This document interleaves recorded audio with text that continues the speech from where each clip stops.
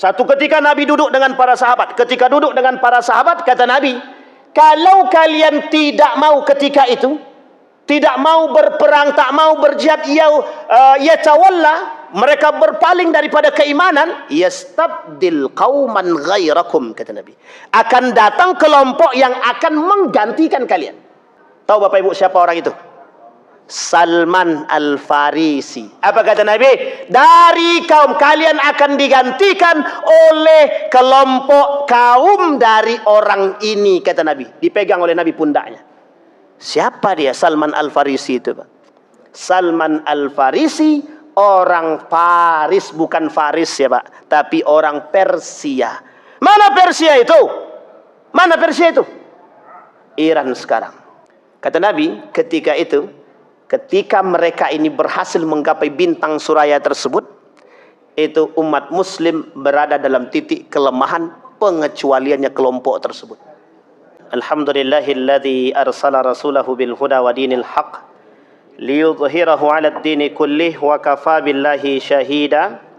Asyhadu an la ilaha illallah wahdahu la syarika lah wa asyhadu anna Muhammadan 'abduhu wa rasuluh la nabiyya ba'd. Allahumma salli wa sallim wa barik ala hadzal nabiyil karim. Allahumma salli ala Muhammad wa ala ali Muhammad fil alamin innaka Hamidum Majid. Ya ayuhan nasu ittaqu rabbakum alladhi khalaqakum min nafsin wahidah wa khalaqa minha zawjaha wa batha minhuma rijalan katsiran wa nisaa'a wattaqullaha alladhi tasaaluna bihi wal arham innallaha kana 'alaikum raqiba. Puji syukur kehadirat Allah dengan mengucapkan alhamdulillahirabbil alamin.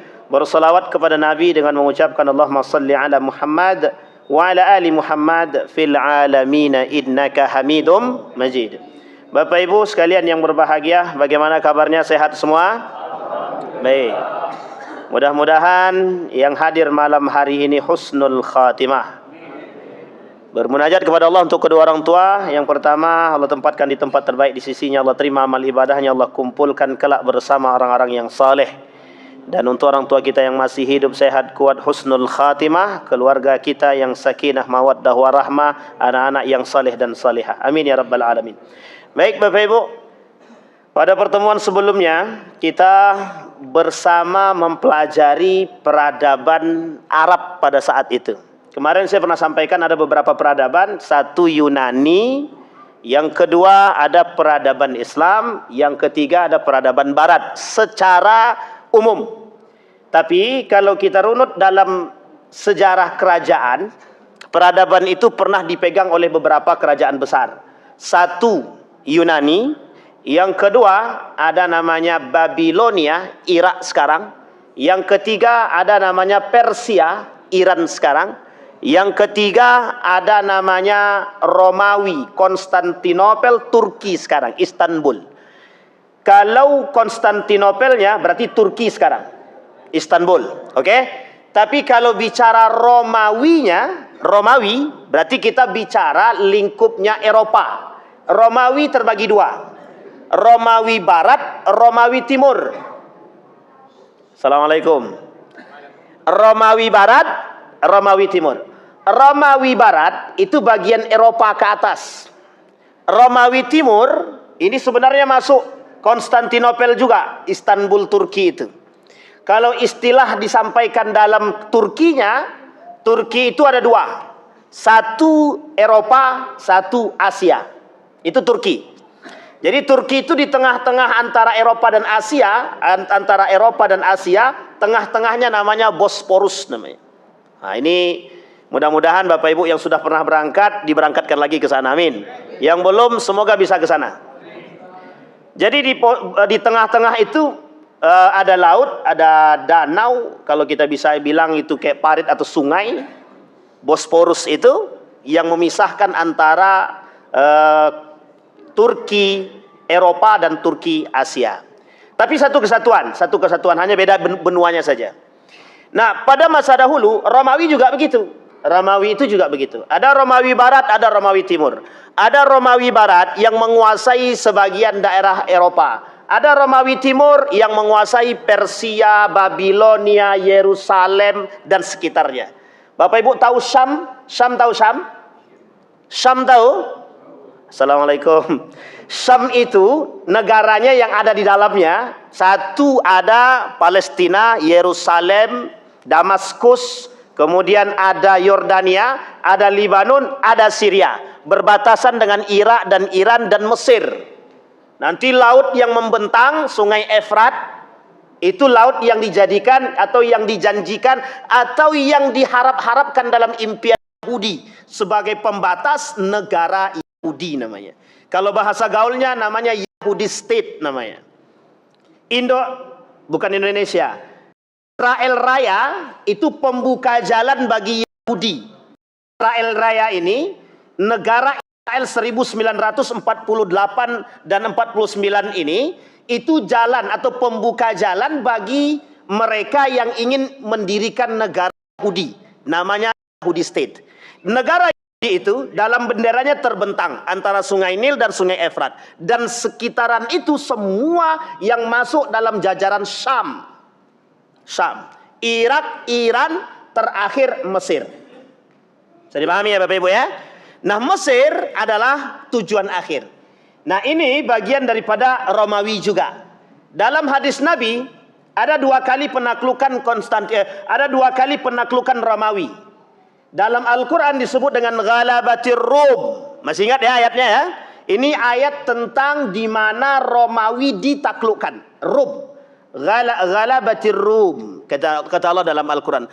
Kelak yang namanya Romawi akan ditaklukkan. Pada masa siapa Romawi ditaklukkan? Konstantinopel ini. Ada yang tahu? Muhammad Al-Fatih membebaskan Konstantinopel sebagian kecil di antara luasnya kekuasaan Romawi. Ini kita belum masuk peradaban Islam. Masih dari sisi itu. Ini adalah peradaban-peradaban. Maka Bapak Ibu, kalau kita kaji sedikit tarik dalam dunia pemikiran, perang pemikiran, ada istilah namanya Dark Age namanya. Apa namanya Bapak Ibu? Kalau ketinggian, kasih tahu Bapak Ibu. Dark Age. Dark Age ini artinya masa kegelapan. Masa kegelapan ini disampaikan oleh siapa? Oleh Orientalis. Orientalis ini orang mana? Ini saya sampaikan. Orientalis ini adalah Amerika, Belanda. Oke, Amerika, Belanda, Jerman, Inggris, Prancis dan sekitarnya. Masuk dalam wilayah orientalis. Orang-orang yang tidak suka dengan Islam mempelajari Islam untuk menjatuhkan Islam. Namanya orientalis namanya. Studi orientalis artinya studi ketimuran. Studi orientalis itu artinya studi ketimuran. Mempelajari corak timur-timur. Timur tengah maksudnya. Maka ada gesekan namanya barat dan timur. Barat ini istilahnya Eropa, timur ini istilahnya Timur Tengah. Sampai di sini bisa dipahami? Baik. Masa ini disampaikan oleh kaum orientalis tidak ada istilah peradaban Islam. Jadi orientalis ini, orang Eropa ini, orang Barat ini, orang Amerika ini, orang Belanda ini, orang Inggris ini, orang Prancis, orang Jerman, mereka tidak mau dari sisi ilmuwan mereka ini, ilmuwan Barat ini, ilmuwan Eropa ini, tidak mau mengakui keberadaan peradaban Islam. Maka muncul istilah dalam diri mereka, namanya Islamophobia. Jadi kalau Bapak Ibu sekarang melihat orang-orang tidak suka dengan Islam dari sisi Eropanya, atau orang Muslim yang bekerja sama dengan Eropa, namanya Islamophobia. Saya sebutin namanya. Abu Janda. Itu bagian daripada pelaku Islamophobia. Bisa dipahami ya? Nah, kita tutup poin itu. Sekarang kita masuk. Kemarin kita sampaikan tentang persoalan peradaban. Dari Nabi Ibrahim, Ismail, itu jajaran. Ada beberapa perbedaan. Dalam dua pandangan, para ulama-ulama tafsir mengatakan, sebenarnya yang disembelih itu, apakah Nabi Ismail atau Nabi Ishak? Ada dua pandangan. Memang ada tafsir lain yang mengatakan bahwa yang disembelih itu nanti sebagai ganti kurban itu adalah Nabi Ishak. Tapi mayoritas ulama mengatakan Ismail. Sampai di sini bisa dipahami. Mulai dari garis Ibrahim dan Ismail kemarin sudah kita sampaikan, sampai nanti munculnya seorang pemuda bernama Al-Amr atau Amr ibn Luhai namanya. Siapa namanya? Ini Bapak Ibu catat baik-baik nama ini dalam benak kita. Amr ibn Luhai namanya. Siapa namanya Bapak Ibu? Amr ibn Luhai.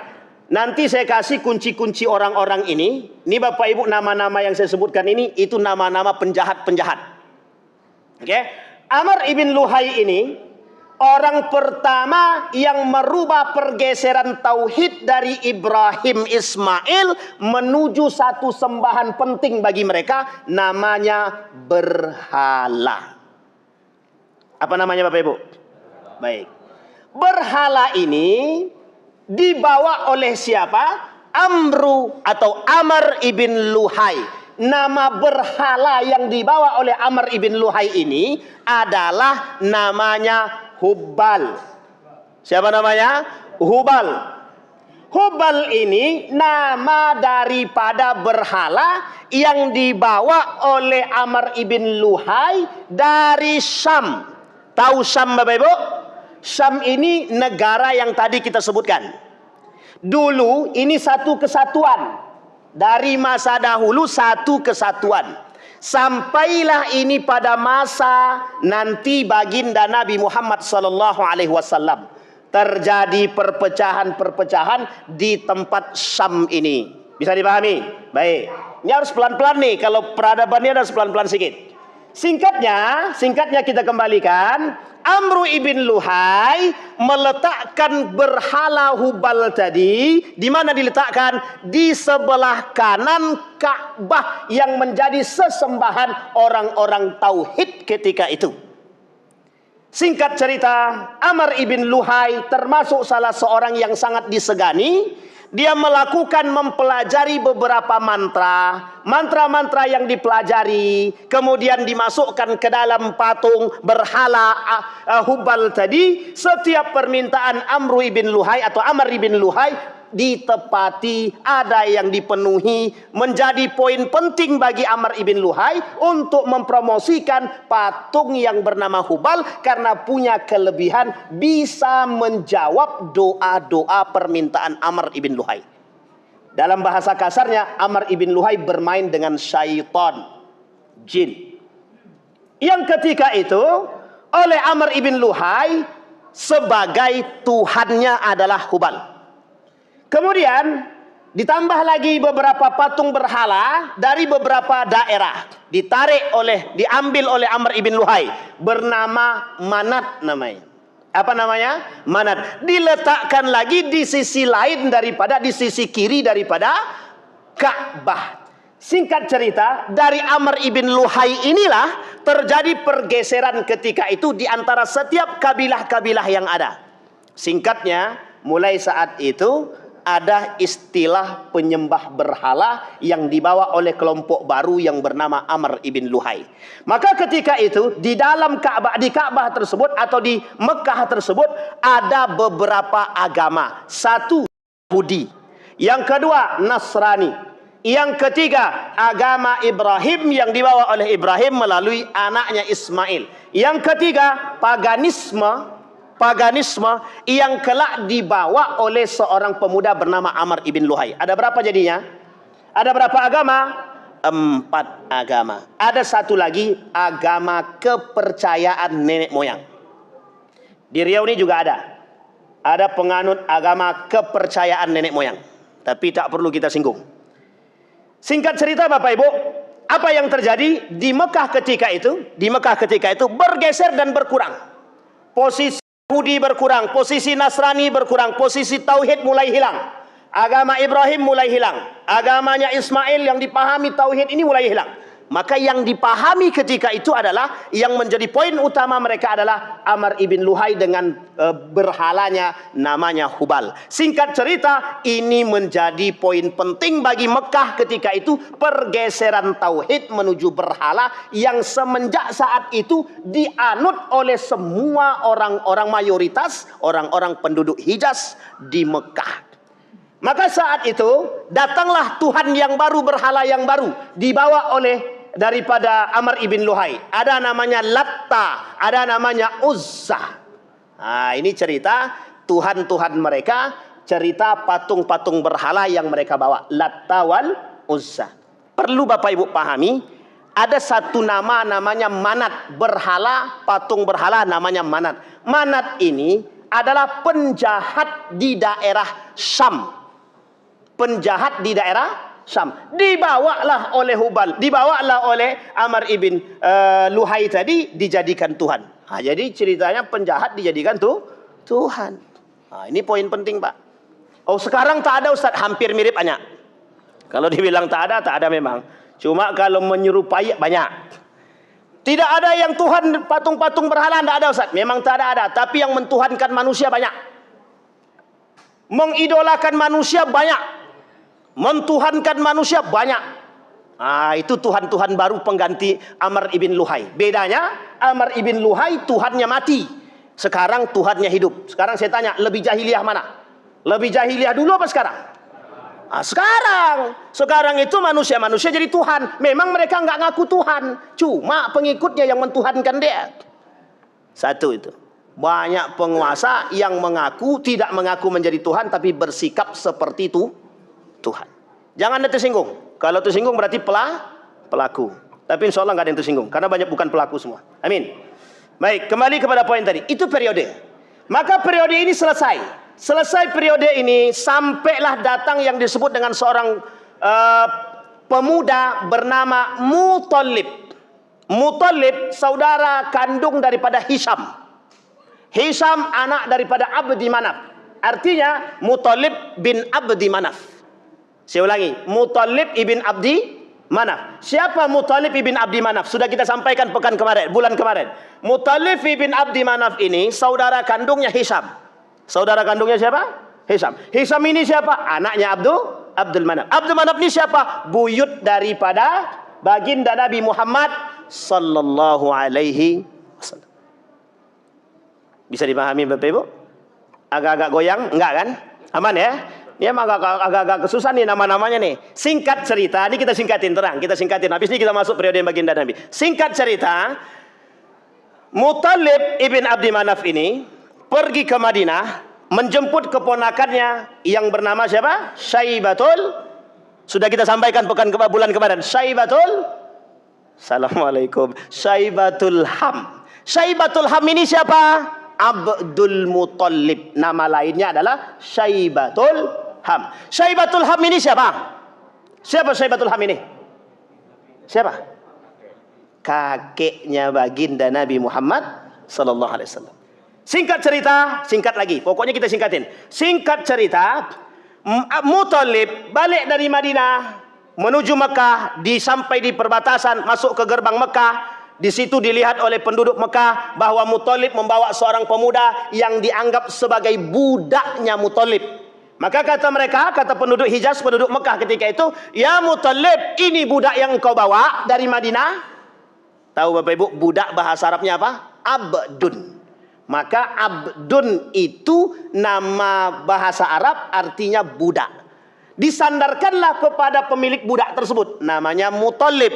Maka disebutlah Abdul Muthalib. Nah, siapa Abdul Muthalib yang dimaksud? Syaibatul Ham. Siapa Syaibatul Ham ini? Keponakan kontan daripada Muthalib.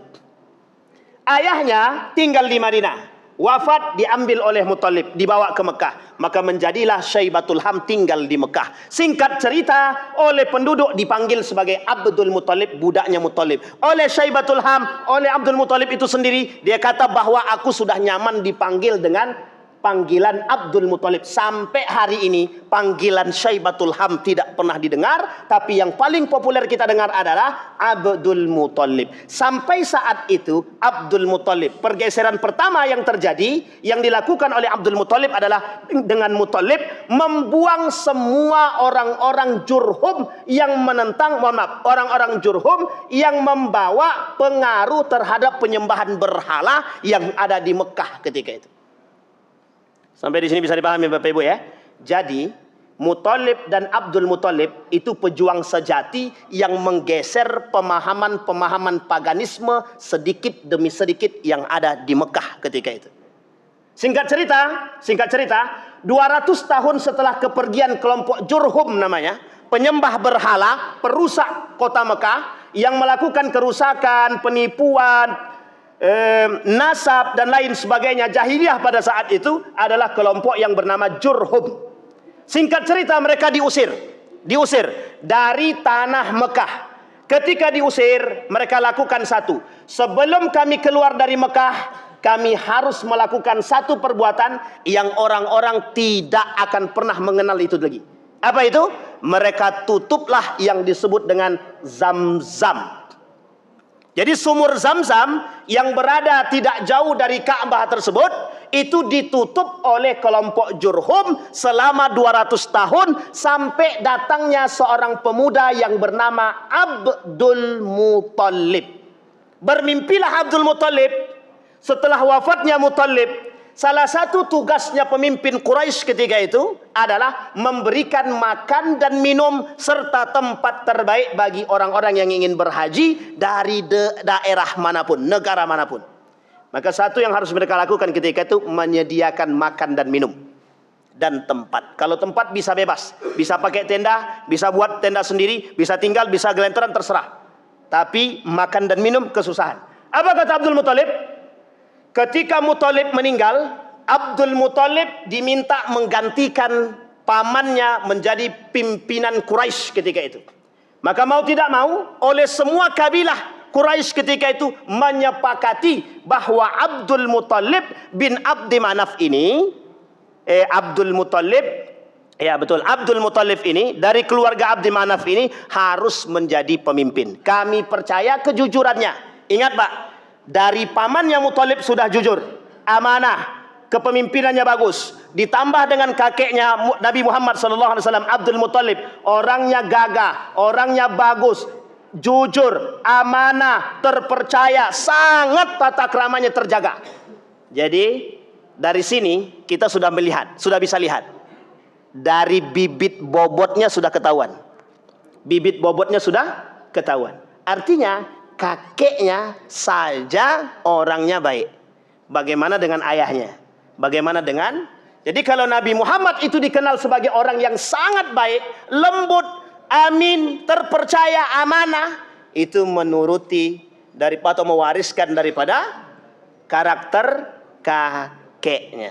Bagaimana kondisi Mekah ketika dipimpin oleh Abdul Muthalib saat itu? Satu, kondisi keagamaan ketika itu masih sama sedia kala, masih ada orang-orang yang menyembah berhala. Karena agama Yahudi masih ada, Nasrani juga masih ada, Tauhid juga ada, atau agama nenek moyang masih ada, karena baginda Nabi belum menjadi Nabi, lahir pun belum. Singkat cerita, Abdul Muthalib menjadi pemimpin. Bermimpilah Abdul Muthalib. Dalam mimpi, datanglah malaikat dalam mimpinya Abdul Muthalib. Apa kata dia?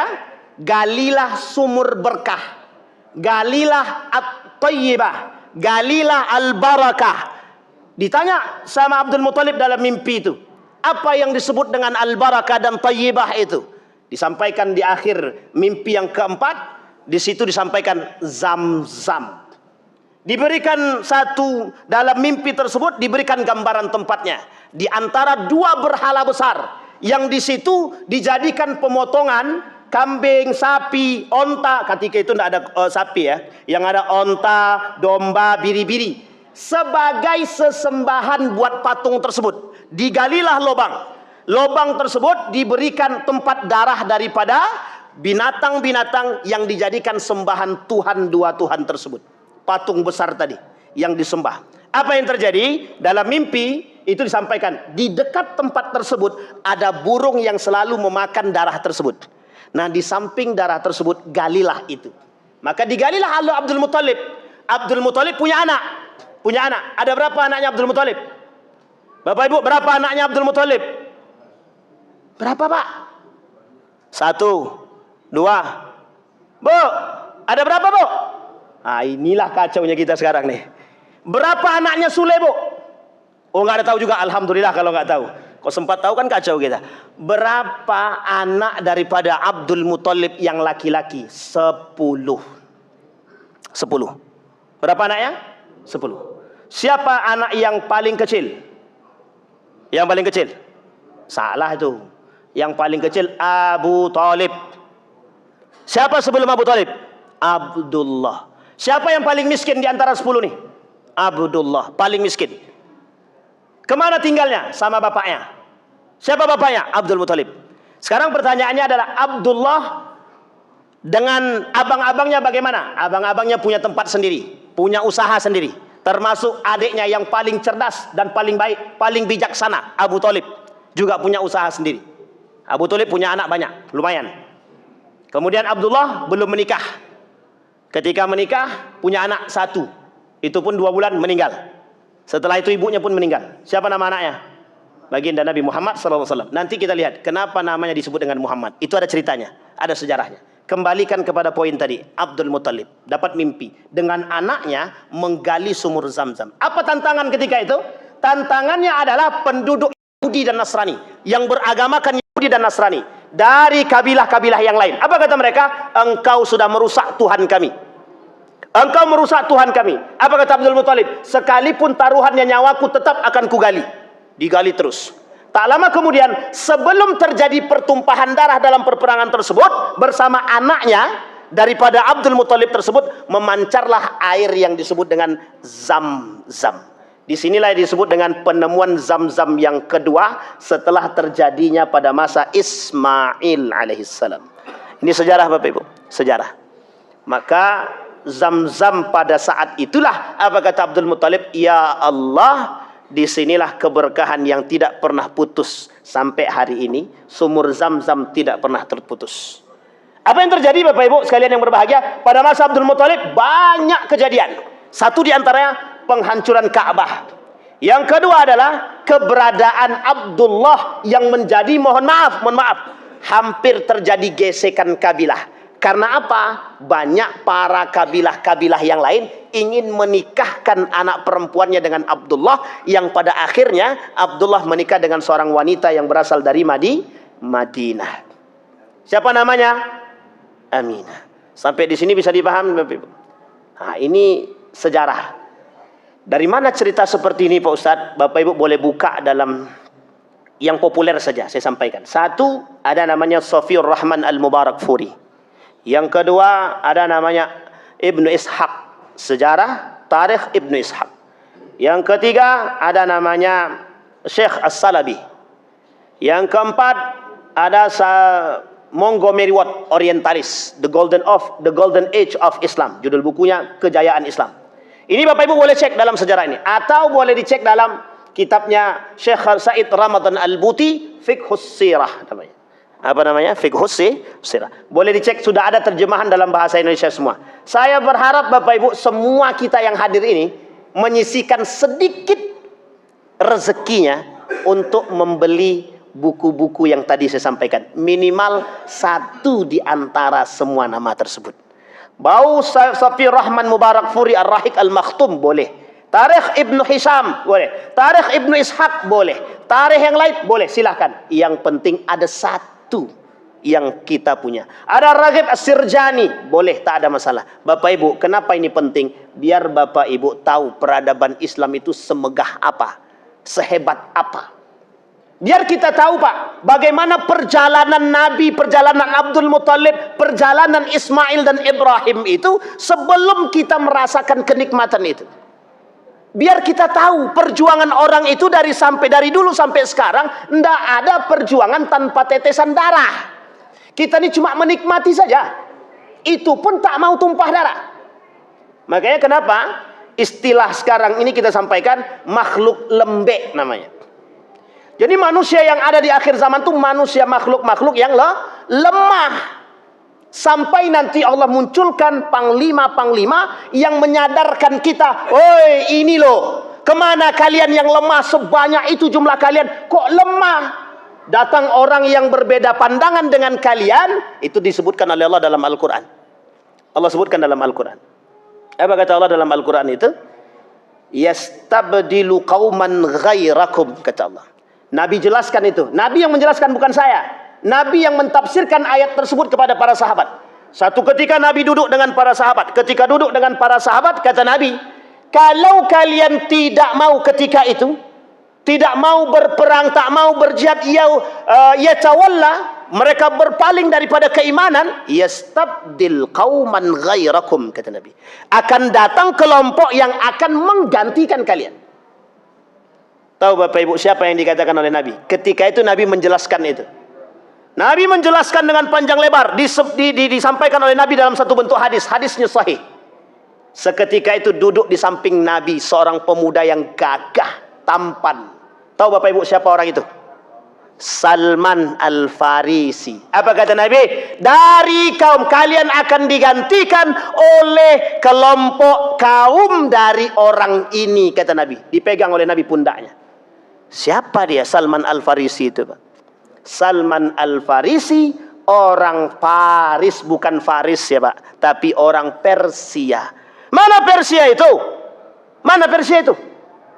Iran sekarang. Jadi ini bukan dalil akan kebenaran Iran, bukan. Tapi begitulah Nabi mengatakan dalam hadisnya menjelaskan ayat tersebut. Nabi yang langsung menjelaskan. Yastabdil qauman ghairakum. Apa kata Nabi dalam hadis tersebut? Sekalipun iman itu sejauh bintang suraya, mereka akan gapai, mereka akan tarik. Mereka akan pergi menuju ke sana untuk mengambil iman, meskipun sampai ke ujung suraya.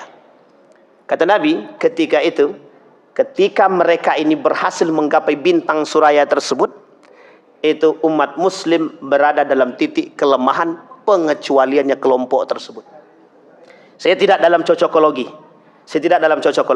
Tapi Bapak Ibu boleh berfikir sendiri bagaimana kalimat tersebut dijanjikan oleh Allah Subhanahu wa taala yang disampaikan. Ada pada banyak tafsir mengatakan ayat tersebut untuk dahulu, mungkin. Tapi kalau kita lihat dari sisi bahasanya, kauman, kelompok dari sisi, bukan Salmannya. Kelompok dari sisi Salman Al-Farisi. Artinya kalau bahasanya kelompok dari sisi Salman Al-Farisi, bisa jadi kelompok yang akan datang setelahnya. Bisa dipahami? Baik. Sekarang kita lihat dalam hadis Nabi. Ada beberapa hadis tentang hal tersebut. Keutamaannya ada. Nabi pernah bilang dalam hadisnya akan muncul kelompok panglima-panglima perang dari Khurasan. Khurasan itu mana? Provinsi sendiri yang ada di negara Iran, tak jauh daripada perbatasan yang ada di Afghanistan. Jadi Bapak Ibu, siapa yang dimaksud oleh Nabi dalam hadis tersebut? Kalau Nabi mengatakan Faris, berarti Persia. Wallahu alam siapa yang benar. Kita kembalikan kepada sejarah kita tadi. Kembali, Abdul Muthalib. Jadi Abdul Muthalib ketika datang tentara-tentara Abraha yang ingin menghancurkan Ka'bah, apa kata Abdul Muthalib? Ketika Abdul Muthalib sampaikan kepada Abraha untuk mengambil domba-dombanya, Abdul Muthalib cuma katakan, silakan kalau mau menghancurkan Ka'bah, silakan. Silakan. Yang penting kau kembalikan domba-dombaku. Dikembalikan domba-dombanya. Kata Raja Abraha, kau ni masih sehat. Ini bahasa gitu begitulah. Kau masih sehat? Rakyatmu, tempatmu, Ka'bahmu akan kami hancurkan, yang kau minta cuma dombamu. Apa kata siapa? Abdul Muthalib. Dia sudah punya Tuhannya sendiri. Ka'bah itu ada yang punya, bukan punya kami. Naiklah ke Jabal Qubais. Diambillah itu tadi domba-domba, dibawa ke Jabal Qubais. Jabal Qubais itu di belakang, di lurusan pintu Babus Salam Masjidil Haram. Arah menuju rumah baginda Nabi Muhammad SAW, sebelah kanan atau sebelah kiri dari rumah Nabi ada gunung bukit di atas, namanya Jabal Qubais namanya. diangkat ke sana, dibawa ke sana. Apa kata rakyatnya? Kok cuma itu saja, kata dia. Bagaimana dengan Ka'bah? Dijawab sama Abdul Muttalib, Rabbatul Bait. Ini rumah, ini Ka'bah, ada Tuhannya. Tenang aja, biar Tuhannya aja yang jagain. Kita nggak usah jagain. Itu yang terjadi, Bapak Ibu. Nah, kita tidak berbicara dalam konteks, sedang tidak berbicara tentang burung-burungnya, Pak. Kita berbicara dalam kondisi ketika itu peradaban pada masa Abdul Muttalib. Begitulah Abdul Muttalib membentuk karakter-karakter masyarakat ketika itu qabla maji'il Islam, sebelum Islam datang. Tolak ukurnya adalah ketika itu agama Ibrahim terputus, agama Ismail terputus. Maka tolak ukurnya adalah kebaikan akhlak kemanusiaan.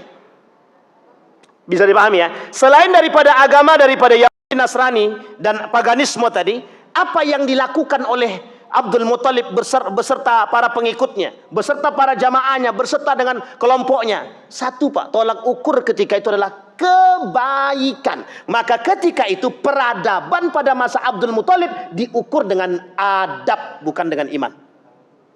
Bisa dipahami ya? Diukur dengan apa? Akhlak, bukan dengan iman. Kenapa kok tidak dengan iman? Karena ketika itu belum ada istilah agama. Bisa dipahami ya? Makanya Abu Thalib sudah mendengar Islam, tapi tidak masuk Islam. Oke? Abu Thalib sudah mendengar Islam, tapi tidak masuk Islam. Abdul Muttalib belum mendengar Islam. Aminah tidak mendengar Islam. Oke? Ini dalil, Pak, buat kita semua biar paham bahwa ayah dan ibunya Nabi, kalau ada yang mengatakan masuk ke dalam neraka, sama seperti hadis yang dibacakan, ketika itu wa ma kunna mu'adzibina hatta nab'atha rasula. Kami tidak akan mengazab satu kaum sampai kami berikan kepada mereka rasul yang memberikan inzar, peringatan, yang mendatangkan agama, membawa risalah. Tidak ada ketika itu. Maka tolak ukurnya ketika itu apa? Kebaikan, akhlak, etika, moral. Maka ketika itu peradaban menjadi satu peradaban yang bagus dan baik, tolak ukurnya adalah adab. Maka sekarang bagaimana?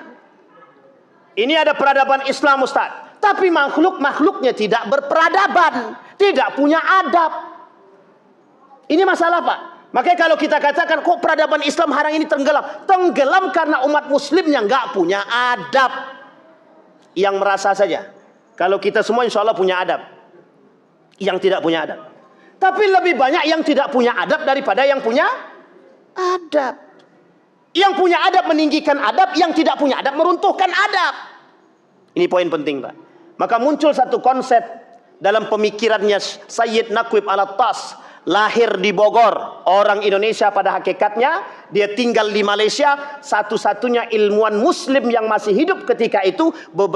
Satu tahun yang lalu beliau baru meninggal. Namanya Sayyid Naqib Al-Attas. Punya konsep, apa konsepnya? Ta'dib, mengembalikan konsep adab dalam setiap persoalan. Gitu, Pak. Jadi tolak ukurnya itu adalah adab. Ditambah dengan datangnya Islam, semakin kuatlah adab tersebut. Apa kata Umar bin Khattab? Ta'addabu qabla an tata'allamu. Ta'addabu thumma tata'allamu.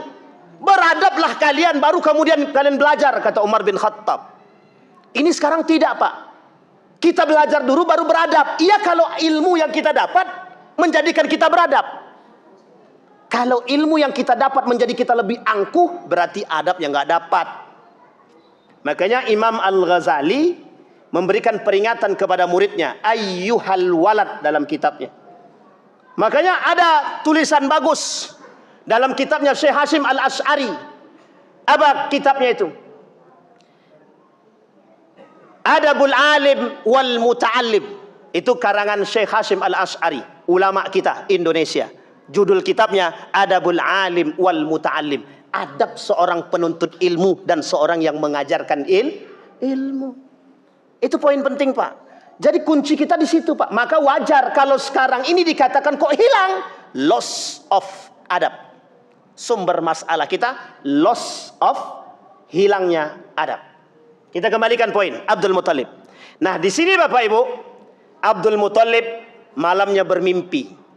Apa mimpinya Abdul Muttalib? diberikan satu nama terbaik yang tidak pernah ada sama sekali pemilik nama tersebut. Diambil dari nama dua pandangan. Satu, sebagian lain mengatakan Ahmad, satu lagi mengatakan Muhammad. Ini pernah disampaikan dalam mimpinya para nabi.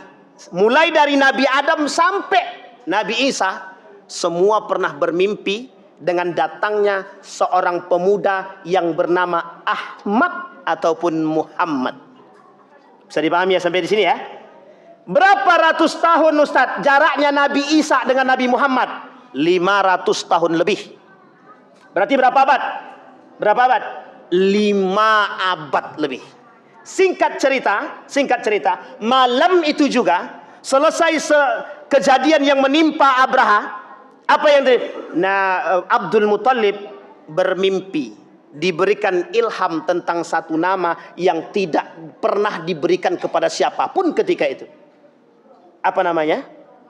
Muhammad. Dalam riwayat yang lain dikatakan Ahmad.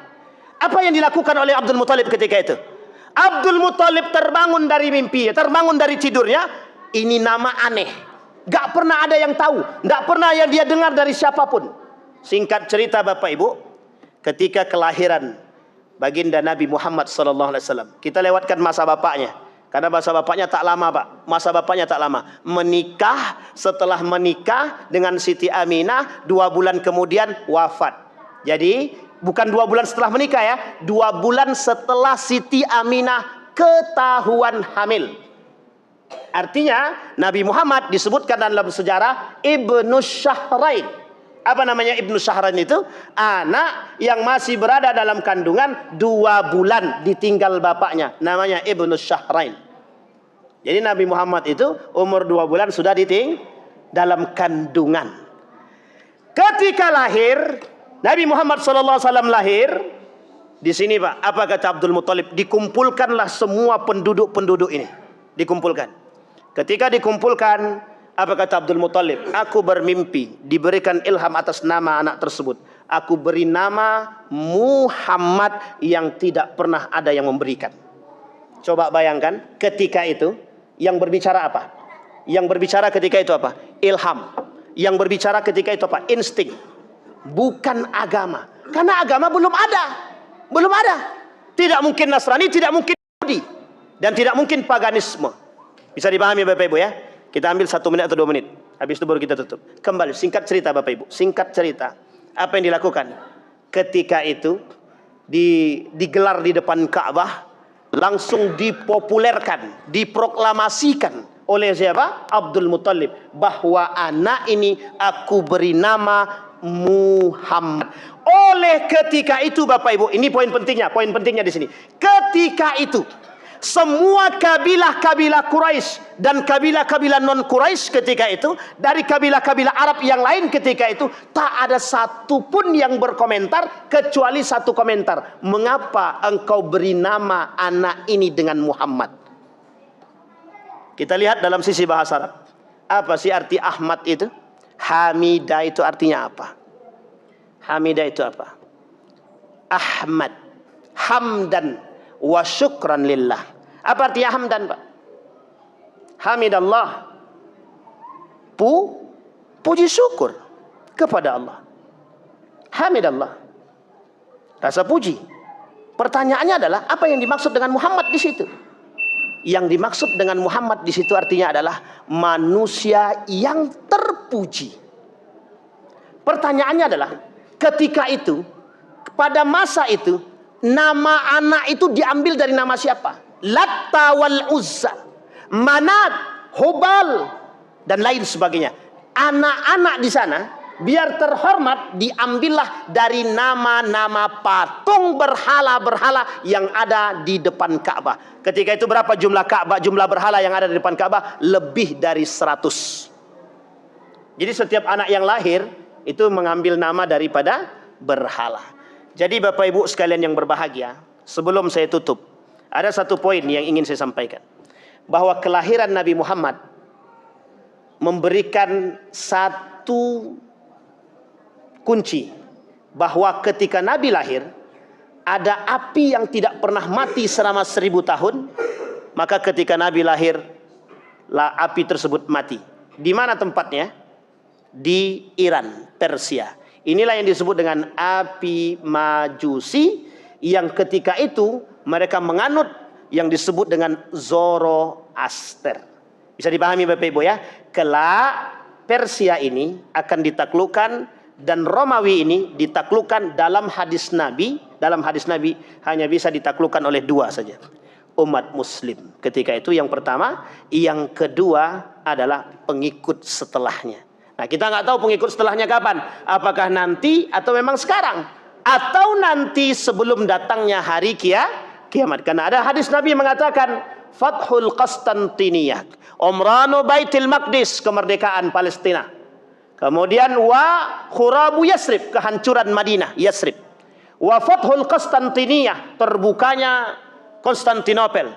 Kemudian wa Fathul Malhamah, perang Malhamatul Kubra, dan terakhir wa khuruju ad-dajjal. Jadi Bapak Ibu sekalian yang berbahagia, itu sudah disampaikan Nabi semua. Sudah ada dalam hadis-hadis Nabi semua. Apa yang kita sampaikan ini semuanya bersandarkan kepada hadis baginda Nabi Muhammad sallallahu alaihi wasallam. Bapak Ibu sekalian yang berbahagia, apa yang disampaikan Nabi pasti terbukti.